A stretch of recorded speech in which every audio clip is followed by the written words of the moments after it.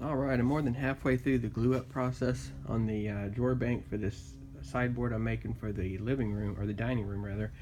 I had done this in 2 stages. I put the dominoes in all the vertical pieces first and let those cure yesterday, and then today I came out and attached it to it's attached to the bottom here, and I'll let that set up for a while, and then I'll come and put the top part on here that I've already got dominoed and marked out.